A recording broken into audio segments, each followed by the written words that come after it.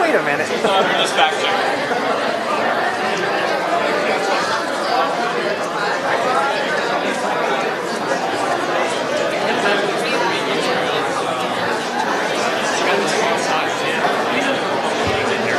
Alright, thank you everyone. We're going to get started 3 minutes early, so yes. Good evening. Welcome. Please, there's a few more seats. If you'd like a seat, please don't feel you have to stand at the back, although I know some people feel more comfortable to do that. But there are a lot of seats in the middle and not at the front. Welcome to tonight's Neighbours Working Together event on intensification, co-hosted by a dozen of Hamilton's neighbourhood associations and voluntary associations. My name is McGreal.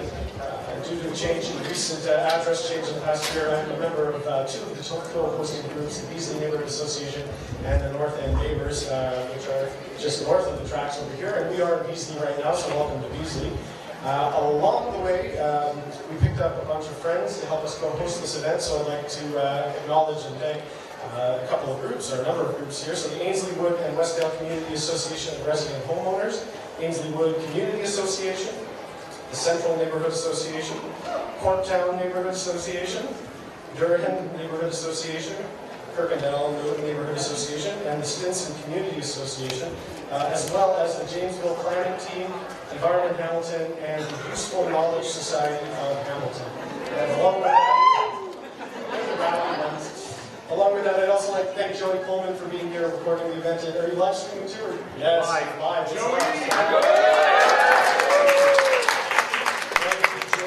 I'd also like to let you know that there is a hashtag. This is how serious this event is.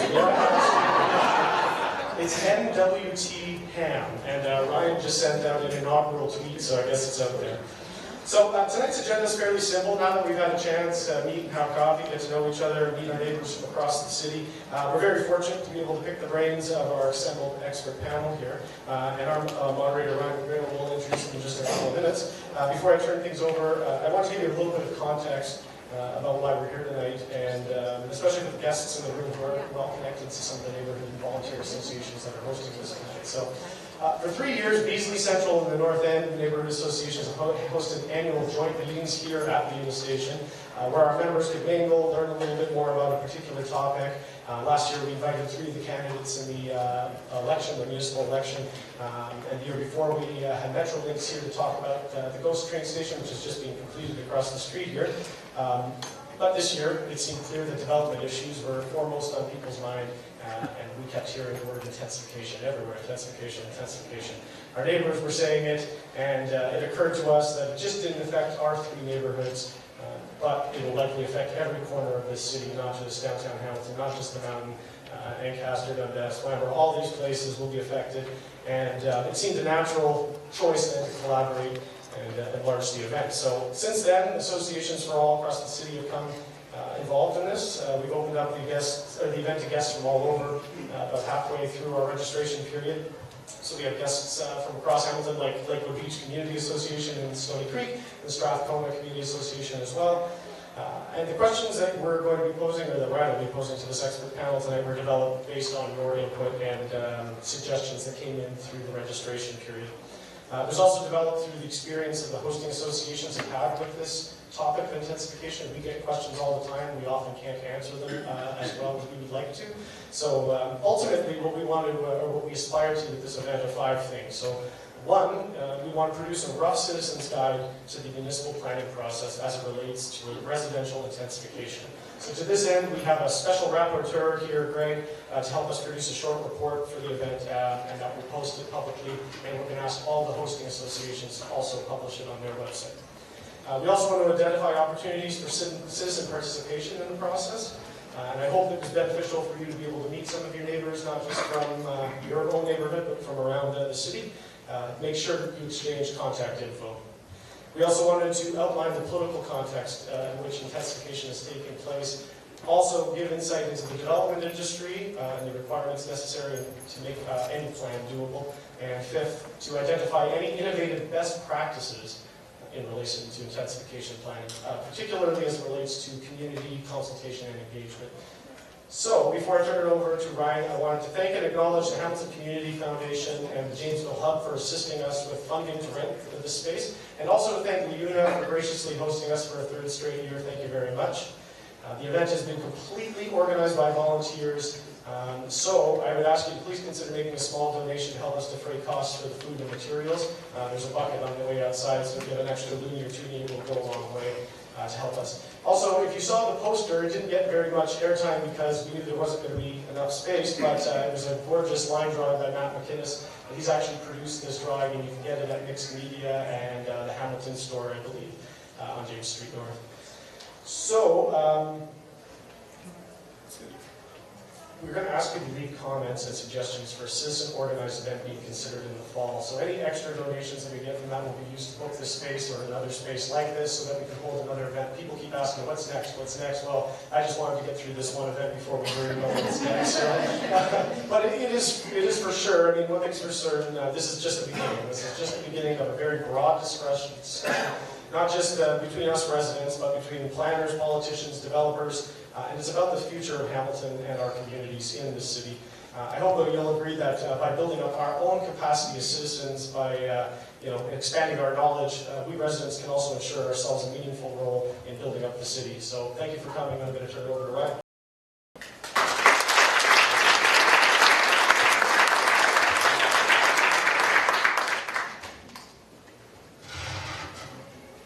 All right, thank you all for coming. Thanks, Mike, for that great introduction. And we have a lot of material to get through, so I'm going to go straight into introducing you to our panel.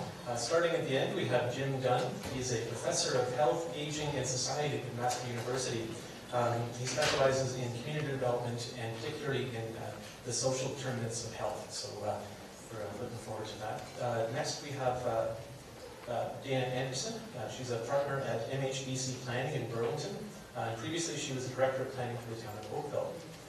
Next, we have Steve Kulakowsky, who's a partner at Core Urban. That's a local development company. They're known for some amazing local projects, including the Empire Times and the Whitman Lofts. And then finally, to my immediate right is Jason Thorne. He's the general manager of planning and economic development for the city of Hamilton. Previously, he was a principal at Replan, and before that, he was the director of policy and planning for Metrolinx.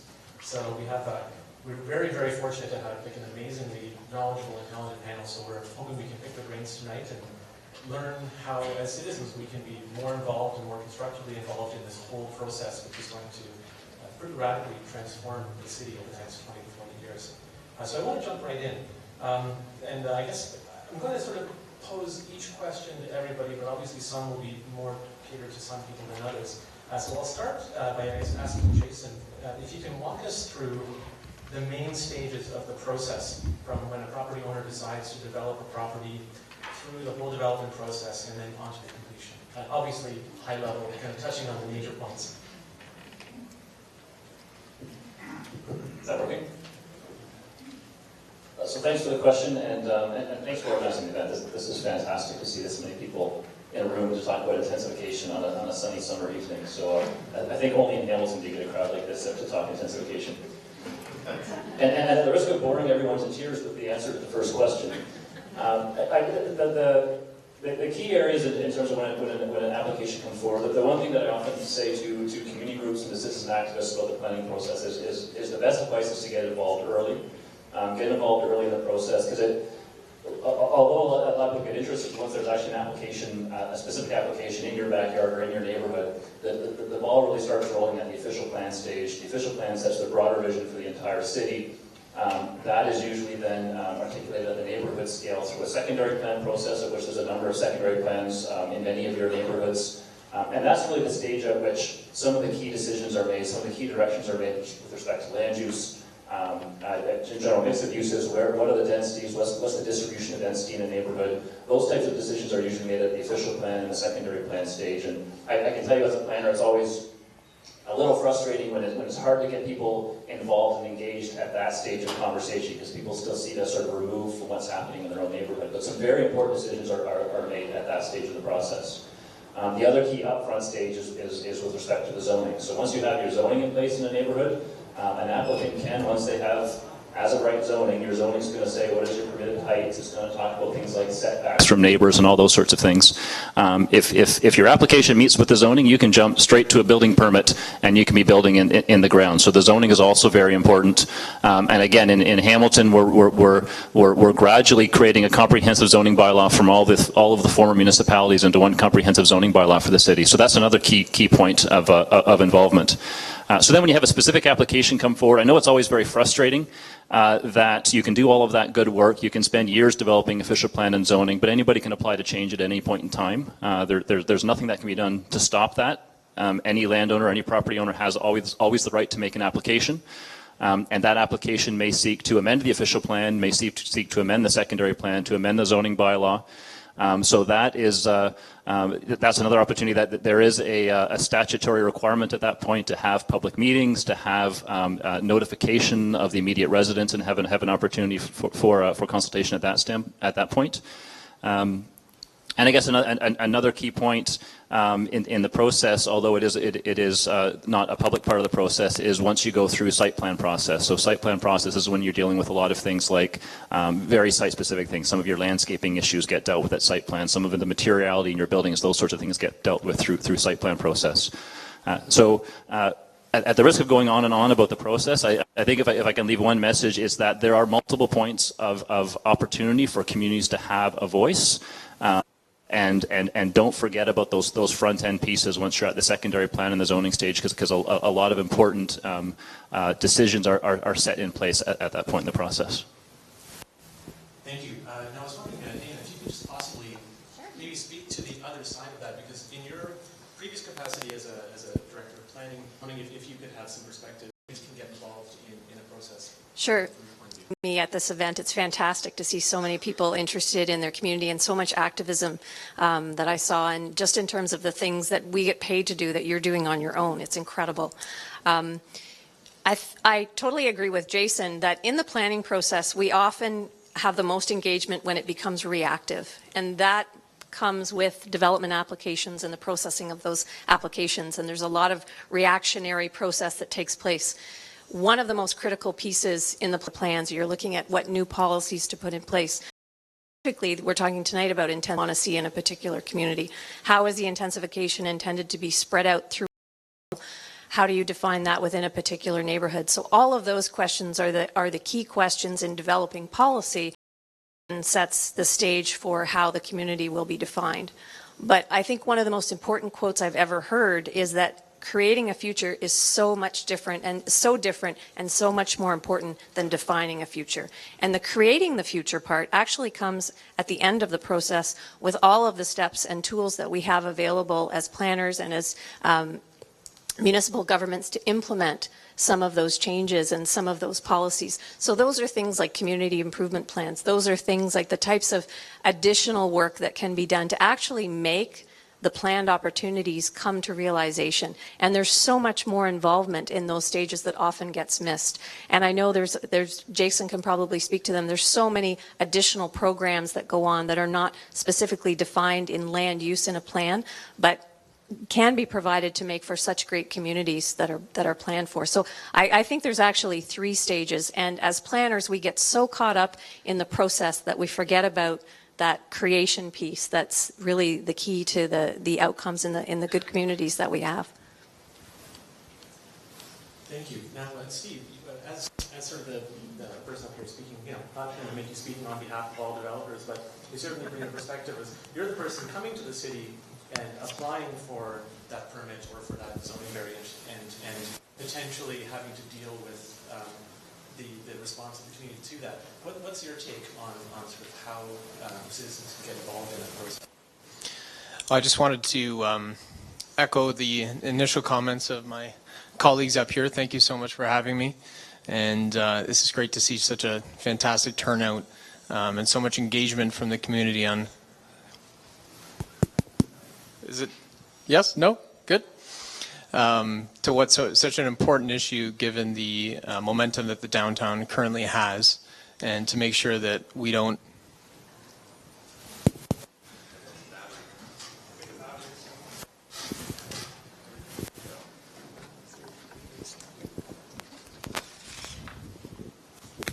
Thank you. That's much better. Just that we don't make the same mistakes that we have in the past.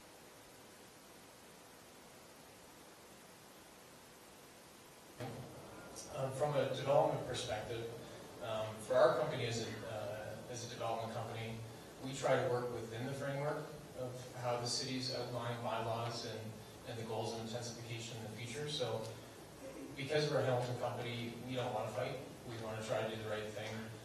We want to build within the scale that's appropriate and provide kind of the best use that's agreed upon within the community and within the city as well.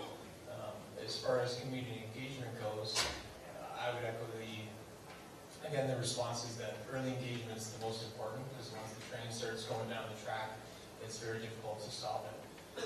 So early consultation, to be out here knowing what's going on, to see the different projects that are happening and to be engaged early, especially in the rezoning process, I think is the most important part. Sorry about this. Now, Jim, I want to just move things along just a little bit. What should the city's priorities and objectives actually be with respect to the development process? What outcomes do we want to see, and how does the process that we have reflect those goals? I can pass that to you. I'm not well schooled on the process. You've got the 3 experts on the process here. And I think, unlike other kinds of community development kinds of processes, we're good now. It's a highly prescribed one. And the panelists have talked about that already. But I think there are a lot of opportunities related to intensification. So, often, understandably, people have fears about what's going to happen and so forth. But by the same token, I think it's also a great opportunity for communities to think and to actually dictate, in a lot of ways, the ways in which they want their community to look like in the future. The thing is, what we've got now, without the addition of extra resources, can't be changed. And once you actually start to see the development process taking place, it actually creates an opportunity to leverage the kinds of changes you would like to have. And so intensification, I think, is something that's obviously going to happen.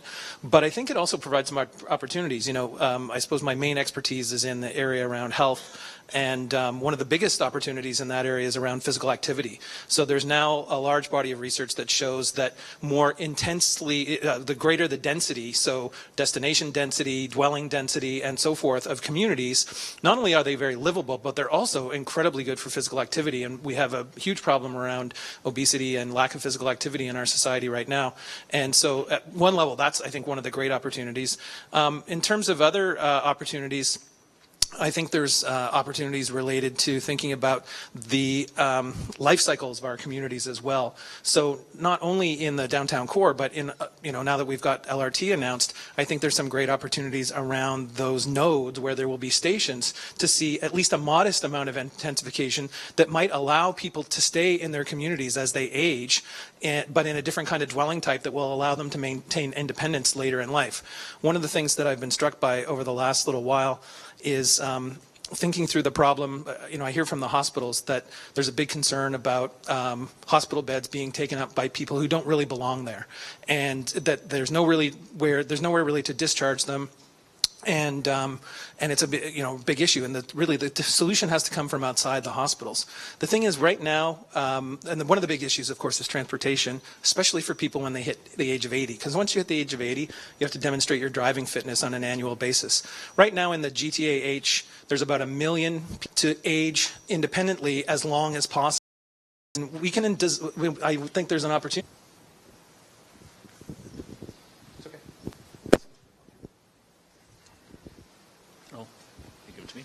So Jim spoke a little bit about, from the kind of policy and outcome side. I was wondering if you could talk a bit about how the city's processes then actually align with the outcomes that we're trying to reach.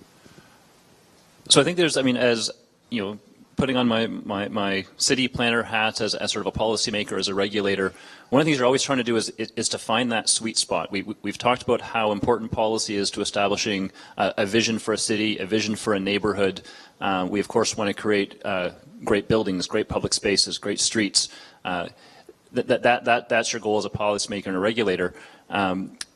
You also just want to make sure that building and development does happen. You don't want to choke out the opportunity by layering on so many regulations and policies and expectations on developers that it becomes unfeasible to actually build. One of the things you have to keep in mind as a professional planner is, planners plan, but we often don't build anything. So we have to make sure that the plans and policies we're putting in place are something that the development community can then take and run with. And so that means you want to provide a certain degree of certainty. Certainly, existing residents in the neighborhood want to have some degree of what it's going to look like. At the same time, you want to make sure you're providing some flexibility to the investors and the entrepreneurs and the builders in the area to be able to respond to what they see as where some of the market interest is, to provide some of their creativity in the kinds of buildings and that they bring to the street, that they bring to the neighborhood. And like I said, that's that constant balancing act for public planners like myself that you're always trying to find. There's sometimes a risk, a tendency to overly regulate, to say that, to overly codify what your expectations are. This is something that often happens when you're looking at something like urban design guidelines. Again, through urban design guidelines, you're trying to provide some direction in terms of how you want development to fit on the street, how you want it to relate to adjacent properties.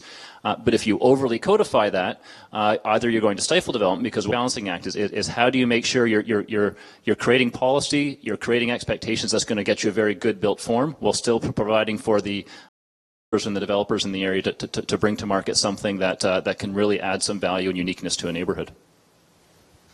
I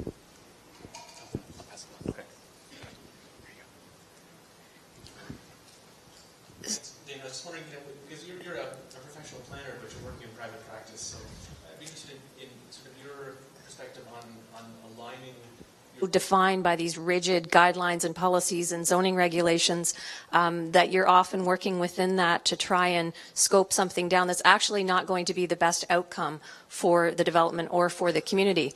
And when we're engaged in that process, I think we get caught up in the process, and that's the review of the applications. And there definitely are legitimate concerns that have to be considered in terms of infrastructure capacity and in terms of impacts. Those are always legitimate issues that have to be addressed in the planning process. But as Jason indicated, we often see that all of these layers of policy and regulation and guidance tend to overtake the process of actually providing for the best development in the community.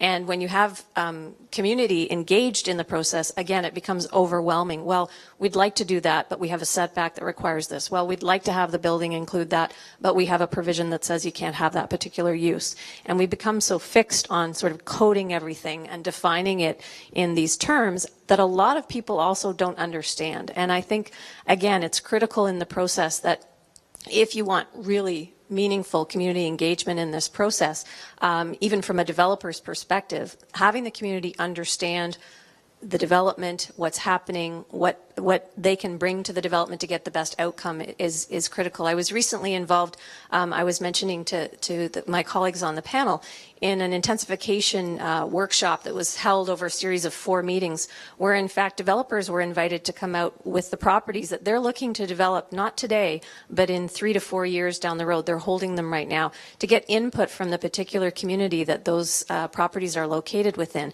and to hear input from the community about some of the things that are missing from the community and how they could perhaps provide or enhance that particular community through that development, without even getting into how is it zoned, what are the policies. So a very interesting approach being taken that really gets into and moves away from some of the regulatory, I guess, constraints that can sometimes take away from the best outcome. Now, Steve, I think it's fair to say that your company's provided us with some really excellent local examples of good intensification. I was wondering if you could talk a little bit about what does good intensification look like? You know, how does it actually benefit the community where it's being added in? Well, again, as a Hamilton company, our model is to try to do the right thing and you know, help the city intensify or you know, gain some optics or more people downtown every project along the way. But for us, the right buildings are those that interact with the community or interact with the street itself. So ones that have storefronts or have the proper setbacks, that's really important.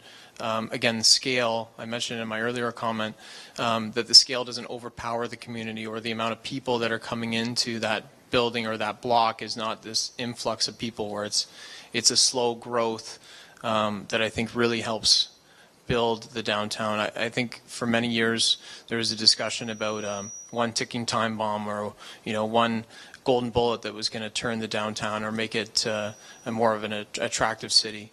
But I think it's the number of smaller projects that are pushing the bar along, that are anecdotally making Hamilton a little bit prettier along the way. Not to say it's not pretty to begin with, but it can always be a little better. So what we try to do is try to highlight some of these old architectural pieces. Through highlighting some of the old pieces makes design a little bit better. So we try to work within the framework, again, that the city has. But going back to previous points, there are some obviously frustrating parts of the planning process that we have to work in existing buildings. Obviously, we don't want to change 100-year-old openings to make it smaller, whatever the planning process might be, but that's just dealing with the city and dealing with the process of trying to work within a framework. And it's a really fine line, that framework, because having too much power will open the floodgates, and certainly we don't want to see Hamilton turn into a Toronto that has no character, or buildings are going up all over the place with no rhyme or reason. But at the same time, to Jason's point, too much consultation can stymie the process as well. So it's a real fine line of the uncertainty of the process and where that is supposed to be. I think if the initial process with zoning can be done through the consultation process within the community and having the community in mind, then we can make sure that what we want to see in the future is accomplished. So if developers can work within the framework of how the community and the city wants to see it, then that is a successful way of developing into the future, because we have a framework that we can all agree upon, and now we just need to execute it. Thank you. And Jim, I was wondering if that was a good perspective from the building out. I was wondering if you could maybe speak from the community in, as it were. How does good intensification support and improve the community? And conversely, what are some of the negative effects of badly designed and badly located intensification? Well, I think one of the things, actually speaking of Vancouver, Jason, I was in Vancouver a couple of weeks ago, and I had this fantastic tour of Yaletown and the new Olympic Village from the former chief urban designer And it was really, really illuminating, because one of the things he said, now in the case of the Olympic Village, this didn't really apply, but one of the things he said is that people in your profession, I don't want to speak for you, are looking for some identity, trying to create an identity for the development. And the big challenge in the Olympic Village is that there had been nobody living there before. It was essentially a clear site. And so they had a big challenge of sort of creating an identity for this community. And so that's why he mentioned it. But it struck me as that that's a really instructive thing for the neighborhoods in Hamilton as they think about development that's going to happen in the future, unusual, all those kinds of things. So I think that that's one part of it. And it also can be about who lives there, right? That the buildings can be, and the intensification can be done in ways that are consistent with who lives there and who's going to be living there in the future. And that has to do not only with residential development, but also commercial and other kinds of development that might go along with residential development. So it strikes me that that's one of the big things that I would emphasize.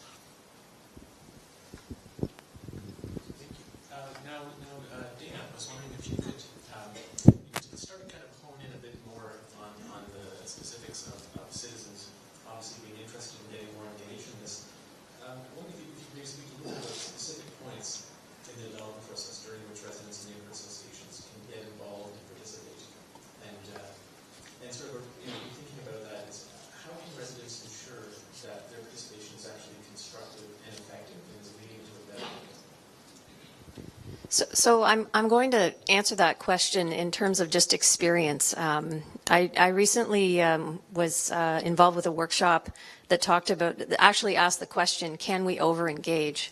And the answer is no. It's how we engage that is so important. You'll often notice that there could be numerous public meetings. You get to the point in a community where you probably get burnout from going to so many public hearings and public meetings to actually stand at a podium and say what you like or you don't like about a particular development. So responding to that and looking at how to create meaningful engagement in the work that I do, which is both now in the consulting practice on the public sector side as well as the private sector side. One of the things that always concerns me is that, as Jason mentioned at the beginning of the process, when you're looking at defining a community plan, so you're going to determine through a process and a public process what particular locations make sense for intensification, what that intensification might look like, what are some of those community elements that you'd like to translate into policy, so connection and green space, what types of uses. And one of the things I always find interesting is that oftentimes we receive proposals for consultants to take on these plans. And the first thing that's provided is phase 1 background research. So go and read everything and anything that was ever written and determine if there's anything of value to bring forward. The second thing that I always see is look at all the constraints, develop 3 options. This is classic. Develop 3 options and bring those to a community meeting. I can tell you right now, I would never do that. And what's interesting about that is that I'm not the expert in terms of that particular community. The community and the stakeholders, the folks that live there, the folks that have invested in the community. So the first thing that I would say in a meaningful engagement process very early on is to actually provide the opportunity for collaboration, to build capacity in the community, and to provide the community Gentrification. I think the main cars, let the people that want to live in the downtown live in the downtown. But it's a reality that parking is a key issue, and I think you're right. The city has been, I think, pushing the envelope quite far in terms of parking. Approving buildings with a 0.5 or less per unit parking standard that's low when you look at what some of the other 905 municipalities are doing in terms of where their parking standards are at. We're pushing that envelope pretty hard. 6 months ago, if you were a downtown business or a business on one of the commercial streets and you were changing the use in your stores, you'd be a requirement would kick in that you had to provide additional parking. That's no longer the case. Council's now taking that parking requirement off, so that as businesses on James or on Locke or on Ottawa Street are converting from hair salon to bookstore to restaurant, whatever it might be, if you're staying within the same envelope of the building you've always been in, well then just whatever you're doing for parking before is good for us going forward. We know that you can't be finding new parking spaces. So there's a few things that are being done to again push the envelope on parking. But there is, I think Hamilton, like a lot of municipalities that are sort of have intensification happening right now, there is an awkward transition period where, you know, you can't expect that, you know, you get a couple of infill projects, a couple of intensification projects, and then tomorrow all of a sudden you've got a city full of hipsters who just bike everywhere and take the bus. There are still people who drive, and that we do have to look at the issue of, you know, what are the overflow impacts of parking. If people do want to move into one of these units, I agree with what Steve's saying in terms of to an extent the market decides. If you're buying into a building that doesn't have a parking space, you're buying into a building that doesn't have a parking space. I live in a building that doesn't have a parking space, and I have a monthly pass 2 blocks away in a municipal parking garage, and that's where I keep my vehicle when it's not moving.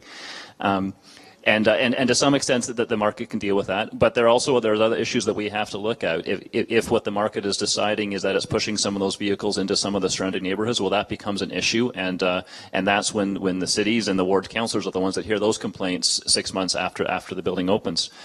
If the market is pushing some of those people to park their vehicle in one of the many parking lots we have in this city.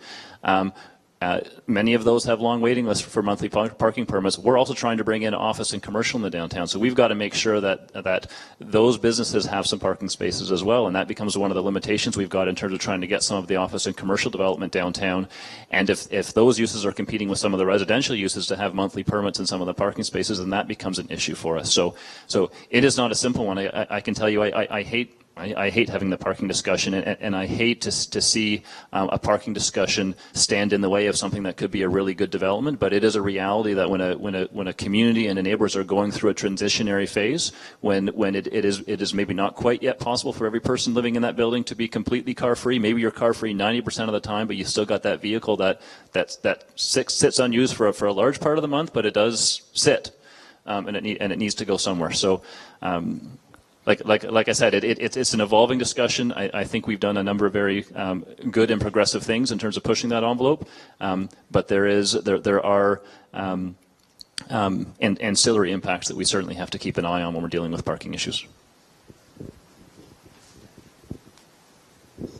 Thank you. Now, one of the things we talk about when we're talking about intensification and development really is about adding additional mix of uses into the mix of a neighborhood.